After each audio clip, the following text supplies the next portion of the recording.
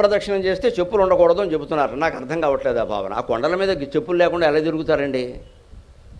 అక్కడ ముళ్ళు ఉంటాయి, రాళ్ళు ఉంటాయి, నమ్మకాలు బాగా పెంచేశారు అంతే.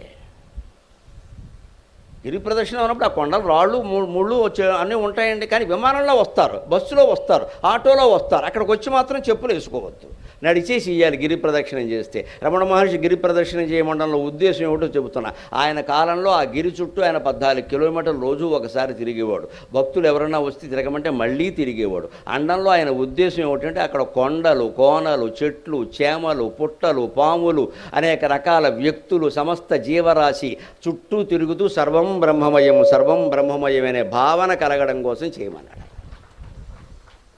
మనం దాన్ని ఎంత విచిత్రంగా మార్చేసామంటే గిరి ప్రదక్షిణం చేశాకే మాకు వ్యాపారంలో లాభం వచ్చింది. నీ వ్యాపారం ఎంత బోడి, నీకు లాభం రావడం రమణ మహర్షికి ఏం పని ఇక్కడ?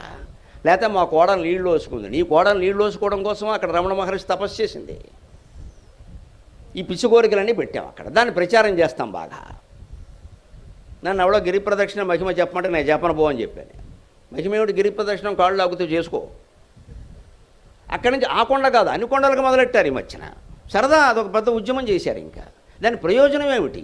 ప్రయోజనం ఆలోచించండి దయచేసి. నేను దేన్ని విమర్శించట్లేదు. ప్రయోజనం ఏమిటి? ఓ కొండ చుట్టూ తిరుగుతున్నాము అంటే చెట్లు కనబడ్డాయి, పుట్టలు కనబడ్డాయి, జీవులు కనబడ్డాయి, అన్నిటినీ ప్రేమించాలి, అన్నిటినీ దైవమయమని తెలుసుకోవాలి. అప్పుడు హృదయం విశాలం అవుతుంది, ఇంట్లో తగాదాలు తగ్గిపోతాయి, బయట కూడా తగాదాలు తగ్గిపోతాయి. ఇది గిరి ప్రదక్షిణ మహిమ. ఇంతకంటే మహిమ ఉంటే ఎవరైనా చెప్పమానండి, రుజువు చేయమనండి దాన్ని. ఇక్కడ దీన్ని మామూలు భౌతికమైన కోరికలకు పరిమితం చేసామనుకోండి, ఆ పిచ్చి పెరుగుతుంది అంతే. టికెట్లు పెడతారు, వ్యాపారం పెరుగుతుంది. దానికి మళ్ళీ పొన్నమ్మనాడు అని ఎందుకు చెప్పాడు ఆ మహానుభావుడు? గిరి ప్రదక్షిణ కోసం కొండంతా లైట్లు పెట్టాలంటే కష్టమమ్మా. పొన్నమ్మనాడు సహజంగా వెలుగు ఉంటుంది. ఆ పొన్నమి వెన్నెల వెలుగుల్లో సృష్టి అంతా పరిశీలిస్తూ ఉంటే అమ్మవారు కనపడదండి, వేరే చెప్పాలండి ఆ విషయాన్ని. అమ్మవారు కనపడదా పొన్నమ్మనాడు? మీరు ఎందుకు పొన్నమ్మనాడు బయటకు వచ్చి చందమామను చూడండమ్మా, సౌందర్యం ఎంత బాగుంటుందో. చంద్రమండల మధ్యగా, లలితా సహస్రనామం అదే. చంద్రమండల మధ్యంలో ఉన్న కాంతి నువ్వేనమ్మా.